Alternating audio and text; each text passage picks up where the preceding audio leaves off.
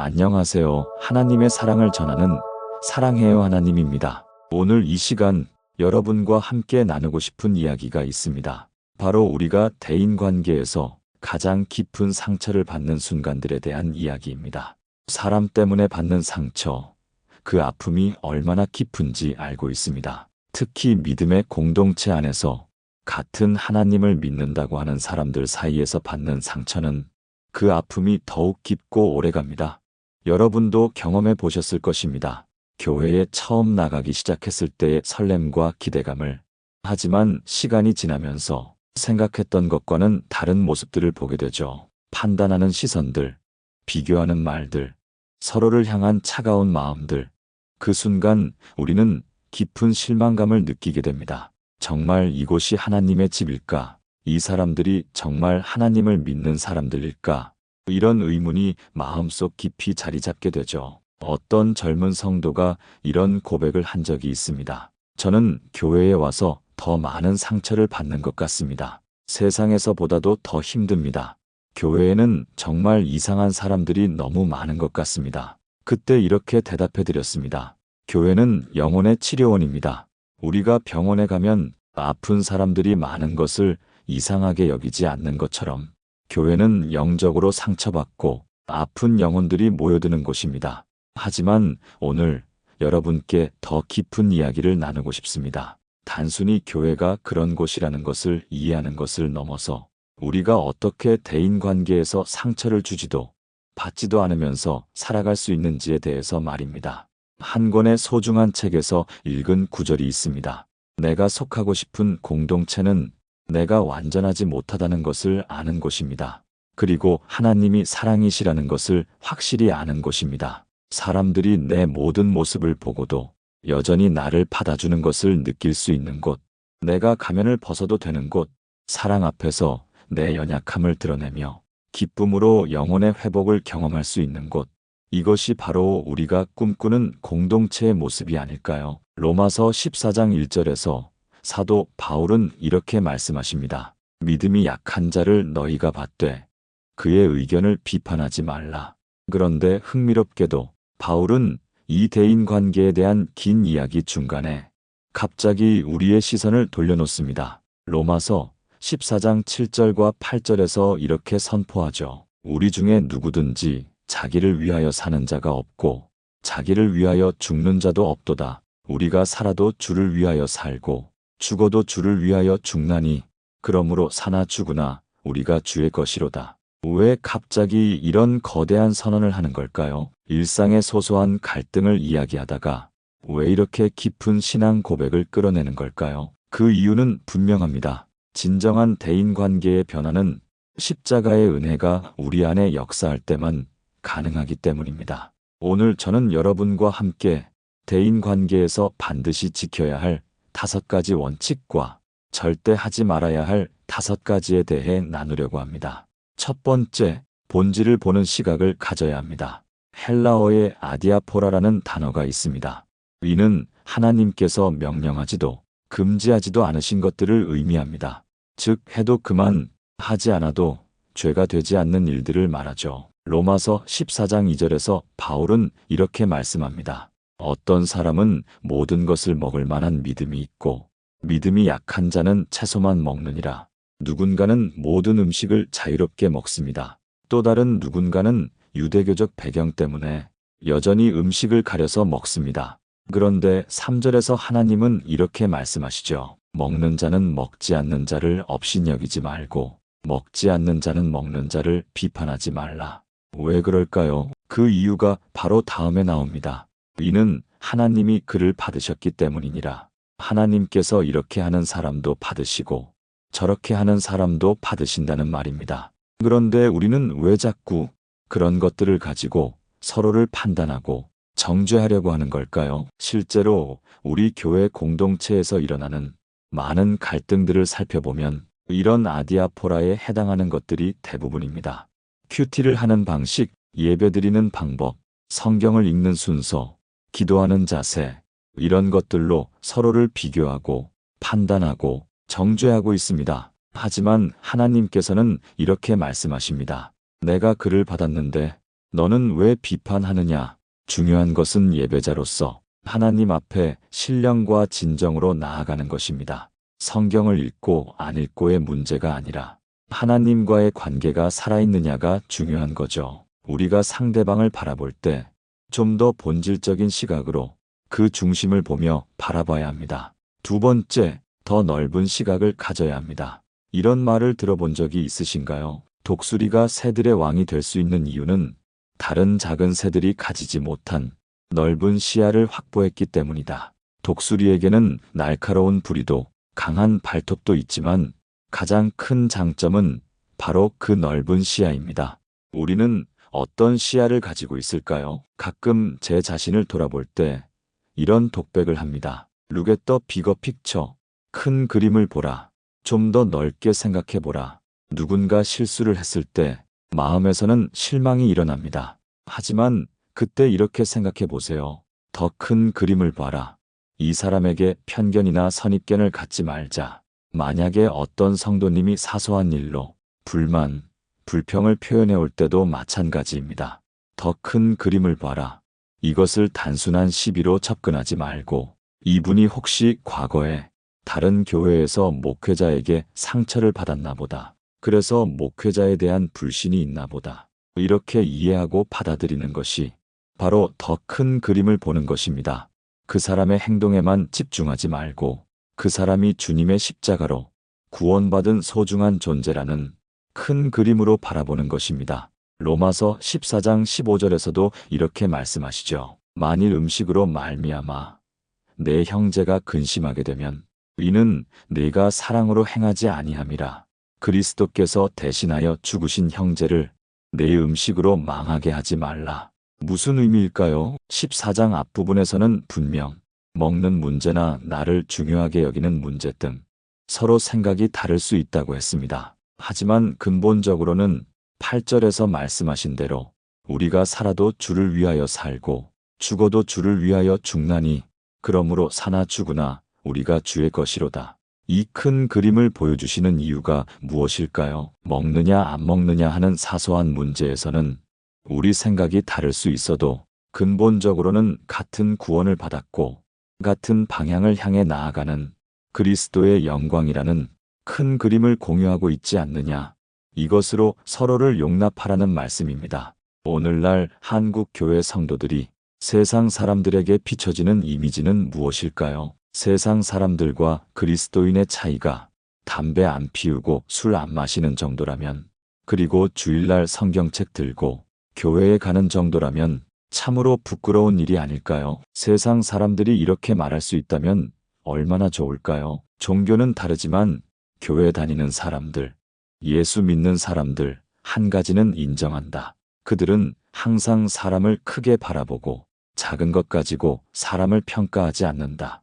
출신 지역이나 정치적 성향이나 경제적 수준 같은 것으로 사람을 판단하지 않는다. 접근하는 방식은 다를 수 있지만 그런 것 때문에 사람을 차별하지 않는다.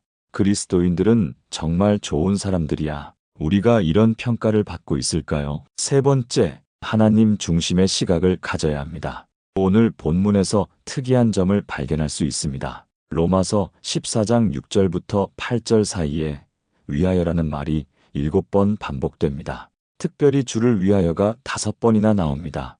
대인 관계를 이야기하다가 왜 갑자기 주를 위하여를 이렇게 강조하는 걸까요? 바울이 강조하고 싶은 것은 분명합니다. 우리 삶의 목적이 하나님 중심으로 바뀔 때 주님이 보시는 관점으로 상대방을 바라볼 수 있게 된다는 것입니다. 탕자의 비유를 생각해 보겠습니다. 그 큰아들이 가출했다가 돌아온 못된 동생을 왜 용납해야 할까요? 이유는 딱 하나입니다. 누가복음 15장 23절과 24절에서 아버지가 이렇게 말씀하시죠. 살진 송아지를 끌어다가 잡자. 우리가 먹고 즐기자. 이 내 아들은 죽었다가 다시 살아났으며 내가 잃었다가 다시 얻었노라. 그리고 그들이 즐거워했습니다. 왜 즐거워했을까요? 아버지가 기뻐하시니까요. 그 마음에 들지 않는 동생을 큰아들이 용납해야 하는 이유는 아버지가 그것을 기뻐하시기 때문입니다. 큰아들은 자신이 아버지께 얼마나 많은 도움을 드렸는지 얼마나 순종했는지를 자랑합니다. 하지만 큰아들이 놓치고 있는 것이 있습니다. 아버지의 일을 도와드리는 것보다 더 중요한 것은 아버지의 마음을 헤아리는 것입니다. 부부가 왜 화목해야 할까요? 하나님 아버지께서 그것을 기뻐하시기 때문입니다. 소그룹 리더와 조원들이 왜 화목해야 할까요? 아버지께서 그것을 기뻐하시기 때문입니다. 찬양팀 지휘자와 팀원들이 왜 하나가 되어야 할까요? 목청껏 노래하는 것보다 마음으로 서로 하나 되는 하모니가 아버지께서 더 기뻐하시는 것이기 때문입니다. 네 번째, 인내하는 마음을 가져야 합니다. 야고보서 1장 4절에서는 이렇게 말씀합니다. 인내를 온전히 이루라. 이는 너희로 온전하고 구비하여 조금도 부족함이 없게 하려 함이라. 사람과의 관계에서 가장 필요한 덕목 중 하나가 바로 인내입니다. 하지만 이 인내는 단순히 참고 견디는 것이 아닙니다. 상대방의 성장을 기다려주는 적극적인 사랑의 표현입니다. 베드로가 예수님께 물어봅니다. 주여, 형제가 내게 죄를 범하면 몇 번까지 용서하여 주리이까? 7번까지 하오리이까? 마태복음 18장 22절에서 예수님은 이렇게 대답하십니다. 7번뿐 아니라 7번을 70번까지라도 할지니라. 이는 490번을 정확히 세라는 수학적 계산이 아닙니다. 끝없는 용서, 한계가 없는 인내를 말씀하시는 것입니다. 다윗을 생각해 보겠습니다. 사울 왕이 그를 죽이려고 끊임없이 쫓아다녔지만 다윗은 2번이나 사울을 죽일 기회가 있었음에도 그를 해치지 않았습니다. 다윗이 사울을 용서한 이유는 사울이 착한 사람이어서가 아닙니다. 하나님께서 세우신 권위를 인정했고 하나님의 때를 기다렸기 때문입니다. 우리도 마찬가지입니다. 상대방이 변화될 때까지 하나님의 시간표를 믿고 기다려주는 것. 이것이 진정한 인내입니다. 5번째, 겸손한 마음을 가져야 합니다. 빌립보서 2장 3절에서 바울은 이렇게 권면합니다. 아무 일에든지 다툼이나 허영으로 하지 말고 오직 겸손한 마음으로 각각 자기보다 남을 낮게 여기라. 우리가 대인관계에서 상처를 받는 이유 중 하나는 자신이 옳다는 확신 때문입니다. 내 방식이 맞고 내 생각이 정확하고 내 경험이 더 값지다는 생각, 이런 교만이 관계를 망가뜨립니다. 하지만 잠언 27장 6절에서는 이렇게 말씀합니다. 친구의 아픈 책망은 충성에서 나온 것이나 원수의 잦은 입맞춤은 거짓에서 나온 것이니라. 때로는 우리에게 아픈 지적을 해주는 사람이 진정으로 우리를 사랑하는 사람일 수 있습니다. 겸손한 마음으로 그 말 속에서 하나님께서 주시는 교훈을 찾아야 합니다. 모세를 생각해 보겠습니다. 민수기 12장 3절에서는 이 사람 모세는 온유함이 지면의 모든 사람보다 더하더라고 기록되어 있습니다. 모세는 이스라엘 백성들의 지도자였지만 백성들의 원망과 불평을 들을 때마다 하나님 앞에 엎드려 기도했습니다. 자신의 권위를 내세우지 않고 오직 하나님의 뜻을 구했습니다. 이제 우리가 대인관계에서 절대 하지 말아야 할 5가지에 대해 말씀드리겠습니다. 첫 번째, 성급한 판단을 하지 말아야 합니다. 마태복음 7장 1절에서 예수님은 분명히 말씀하십니다. 비판을 받지 아니하려거든 비판하지 말라. 우리는 너무 쉽게 상대방을 판단해버립니다. 겉으로 보이는 모습만으로 그 사람의 전체를 단정짓습니다. 하지만 우리가 보는 것은 빙산의 일각에 불과합니다. 사무엘이 다윗을 택할 때를 기억해 보세요. 사무엘 선지자도 처음에는 다윗의 형들을 보고 틀림없이 이 사람이 하나님이 택하신 자구나라고 생각했습니다. 하지만 하나님께서는 이렇게 말씀하셨죠. 사무엘상 16장 7절에서 내가 보는 것은 사람과 같지 아니하니 사람은 외모를 보거니와 나 여호와는 중심을 보느니라. 우리에게는 상대방의 중심을 볼 수 있는 하나님의 눈이 필요합니다. 두 번째, 과거에 매여 살지 말아야 합니다. 고린도후서 5장 17절에서 바울은 선포합니다. 그런즉 누구든지 그리스도 안에 있으면 새로운 피조물이라. 이전 것은 지나갔으니 보라 새 것이 되었도다. 하지만 우리는 종종 상대방의 과거 실수나 잘못을 기억하며 살아갑니다. 저 사람은 원래 그런 사람이야. 예전에도 그랬으니까 이번에도 그럴 거야. 이런 생각들이 우리의 관계를 과거 속에 가둬버립니다.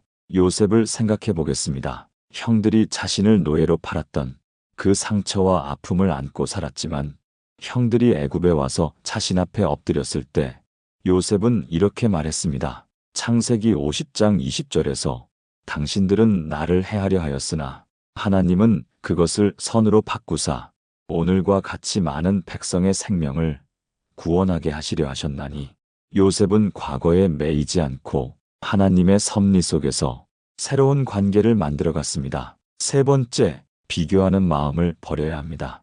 갈라디아서 6장 4절에서 바울은 이렇게 권면합니다. 각각 자기의 일을 살피라. 그리하면 자랑할 것이 자기에게만 있고 남에게는 있지 아니하리니 비교는 관계를 독살시키는 가장 확실한 방법입니다. 저 사람은 왜 저렇게 은혜를 많이 받지? 나는 왜 저 사람만큼 인정받지 못하지? 저 집사님은 헌금도 많이 하는데 나는 왜 이렇게 형편이 어렵지? 이런 비교의식이 우리 마음에 시기와 질투를 불러일으킵니다. 가인과 아벨의 이야기를 기억하시나요? 하나님께서 아벨의 제사는 받으시고 가인의 제사는 받지 않으셨을 때 가인은 분노했습니다. 하지만 하나님께서는 가인에게 이렇게 말씀하셨습니다. 창세기 4장 7절에서 내가 선을 행하면 어찌 낯을 들지 못하겠느냐. 선을 행하지 아니하면 죄가 문에 엎드려 있느니라. 하나님의 관심은 다른 사람과의 비교가 아니라 우리 각자의 믿음과 순종이었습니다. 네 번째, 원망하는 마음을 품지 말아야 합니다. 빌립보서 2장 14절에서 바울은 명령합니다. 모든 일을 원망과 시비가 없이 하라. 원망은 우리 마음을 어둠 속으로 끌어들입니다. 왜 하나님은 저 사람만 축복하시지? 왜 내게는 이런 시련만 주시지? 저 사람 때문에 내가 이렇게 힘들어하는데 하나님은 왜 모르시는 걸까?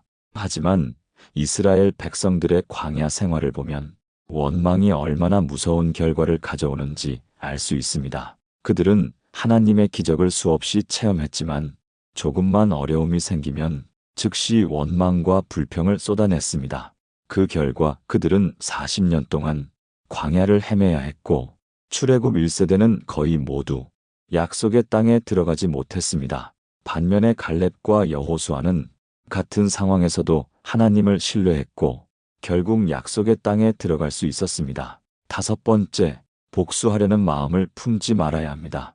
로마서 12장 19절에서 바울은 분명히 말씀합니다. 내 사랑하는 자들아, 너희가 친히 원수를 갚지 말고 하나님의 진노하심에 맡기라.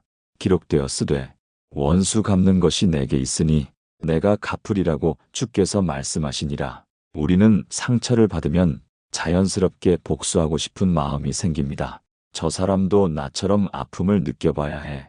내가 당한 만큼 저 사람도 당해야 공평한 거야. 하지만 복수는 우리를 더 큰 어둠 속으로 끌어들일 뿐입니다.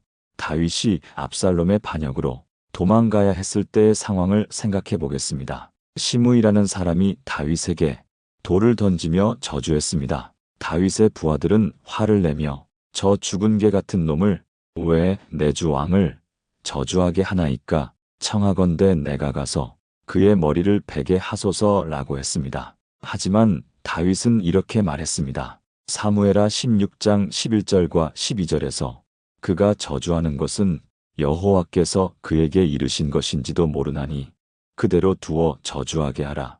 혹시 여호와께서 나의 원통함을 감찰하시고 오늘 그 저주 대신에 선으로 갚아주실지도 모르느니라. 다윗은 복수하지 않고 모든 것을 하나님께 맡겼습니다. 여러분, 우리가 지금까지 나눈 이야기들을 들으며 혹시 이런 생각이 드실지도 모르겠습니다. 이런 원칙들을 다 지키며 사는 것이 정말 가능할까? 나도 사람인데 어떻게 항상 완벽할 수 있을까? 맞습니다. 우리는 완벽하지 않습니다. 우리 모두는 연약하고 때로는 실패하는 존재들입니다. 하지만 바로 그렇기 때문에 우리에게는 하나님의 은혜가 필요한 것입니다. 고린도후서 12장 9절에서 바울이 받은 하나님의 응답을 기억해 보세요. 내 은혜가 내게 족하도다. 이는 내 능력이 약한 데서 온전하여짐이라. 우리의 연약함 속에서 하나님의 능력이 완전하게 나타납니다. 빌립보서 1장에서 바울의 아름다운 모습을 발견할 수 있습니다. 당시 바울을 괴롭게 하는 사람들이 많았습니다. 외부의 적들만이 아니었습니다. 놀랍게도 같은 복음을 전하는 동역자들 중에서도 그런 사람들이 있었습니다. 빌립보서 1장 15절부터 17절에서 바울은 이렇게 고백합니다. 어떤 이들은 투기와 분쟁으로, 어떤 이들은 착한 뜻으로 그리스도를 전파하나니 이들은 내가 복음을 변증하기 위하여 세우심을 받은 줄 알고 사랑으로 하나 그들은 나의 매임에 괴로움을 더하게 할 줄로 생각하여 순수하지 못하게 다툼으로 그리스도를 전파하느니라. 이것이 어떤 상황인지 이해하시겠습니까? 스님들이 비방하고 신부님들이 공격한다면 그렇게 상처받지는 않을 것 같습니다. 하지만 같은 목회자가 사람들 앞에서 비난하고 손가락질을 한다면 정말 마음이 아플 것입니다. 바울이 바로 그런 상황에 있었습니다. 그런데 18절에서 바울이 내린 결론을 보십시오. 그러면 무엇이냐? 거칠애로 하나 참으로 하나 무슨 방도로 하든지 전파되는 것은 그리스도니 이로써 내가 기뻐하고 또한 기뻐하리라. 누군가 나를 라이벌로 여기고 복음 전도의 혈안이 되어 저를 괴롭게 한다 하더라도 그것이 참으로 괴롭긴 하지만 그럼에도 불구하고 그렇게 해서 복음이 전해지고 주님께서 영광을 받으신다면 나는 기뻐할 수 있다. 이것이 바울의 고백입니다. 여러분, 이런 마음이 우리 안에서 회복되기를 소망합니다. 사랑하는 여러분, 이 말씀들을 준비하면서 제 자신을 깊이 돌아보게 되었습니다. 얼마나 많은 순간들에서 저 역시 사람들 때문에 상처받고 원망하고 비교하며 살아왔는지를 깨달았습니다. 하지만 동시에 하나님께서 보여주신 놀라운 은혜들도 기억하게 되었습니다. 상처를 주었던 그 사람들을 통해서도 하나님은 저를 더욱 깊은 은혜의 자리로 이끌어 주셨습니다. 때로는 가장 아픈 상처가 가장 큰 축복의 통로가 되기도 했습니다. 사람들의 오해와 비난 속에서 더욱 깊이 하나님의 사랑을 체험하게 되었습니다. 그렇기에 확신합니다. 여러분이 지금 겪고 있는 그 모든 대인관계의 어려움들도 하나님께서 여러분을 더욱 아름다운 사람으로 빚어가시는 과정이라는 것을 성경에서 가장 아름다운 대인관계의 모델을 보여주신 분은 바로 예수님이십니다. 예수님은 가장 가까운 제자들에게 배신을 당하셨습니다. 베드로는 예수님을 3번이나 부인했고 가롯 유다는 은 30에 예수님을 팔았으며 다른 제자들은 모두 도망갔습니다. 하지만 부활하신 후 예수님께서 제자들에게 하신 첫 번째 말씀은 무엇이었습니까? 요한복음 20장 21절에서 예수께서 또 이르시되 너희에게 평강이 있을지어다. 아버지께서 나를 보내신 것 같이 나도 너희를 보내노라. 정죄나 비난이 아니라 평강의 인사였습니다. 용서와 회복의 메시지였습니다. 그리고 베드로에게는 3번의 배신에 대응하여 3번의 사랑 고백을 받으시며 다시 사명을 맡기셨습니다. 요한복음 21장에서 내가 나를 사랑하느냐라고 3번 물으시고 내 양을 먹이라고 하셨습니다. 이것이 바로 우리가 배워야 할 대인관계의 원리입니다. 상처를 주었던 사람을 정죄하고 배척하는 것이 아니라 회복시키고 다시 세워주는 것. 이것이 예수님의 방식입니다. 갑자기 그때가 기억납니다. 젊은 시절 한 선배 목회자로부터 깊은 상처를 받은 적이 있었습니다. 그분의 말씀과 행동으로 인해 몇 개월 동안 잠을 이루지 못했습니다. 그때 하나님께 원망했었습니다. 하나님, 왜 같은 믿음의 사람에게서 이런 상처를 받아야 합니까? 차라리 세상 사람들에게 받는 상처가 덜 아플 것 같습니다. 하지만 시간이 지나고 그 일을 통해 하나님께서 제게 주신 깊은 교훈을 깨닫게 되었습니다. 첫째, 제 자신도 누군가에게는 상처를 주는 사람일 수 있다는 것. 둘째, 상처를 통해서도 하나님의 사랑을 더 깊이 체험할 수 있다는 것. 셋째, 용서와 화해의 능력이 얼마나 놀라운 하나님의 선물인지를 깨닫게 해주셨습니다. 그리고 몇 년 후 그 선배 목회자님과 진정한 화해를 할 수 있었습니다. 오히려 그분을 통해 더 큰 은혜를 받게 되었습니다. 여러분, 지금 여러분을 힘들게 하는 그 사람이 있다면 혹시 그분이 하나님께서 여러분에게 보내주신 특별한 선생님은 아닐까요? 인내를 배우게 해주는 선생님, 용서를 배우게 해주는 선생님, 겸손을 배우게 해주는 선생님, 무조건적인 사랑을 배우게 해주는 선생님 말입니다. 그렇다고 해서 억지로 좋아하라는 말씀은 아닙니다.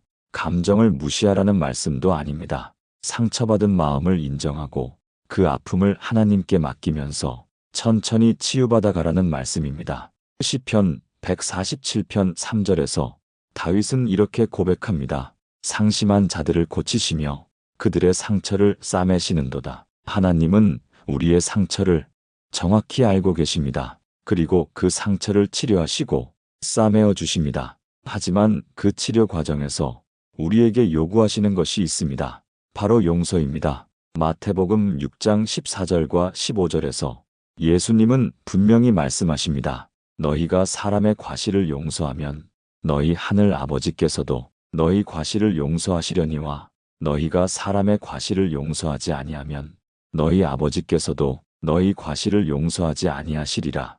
용서는 우리를 위한 것입니다. 상대방을 위한 것이 아니라 우리 자신을 자유롭게 하기 위함입니다. 미움과 원망의 사슬에서 우리 자신을 해방시키기 위함입니다.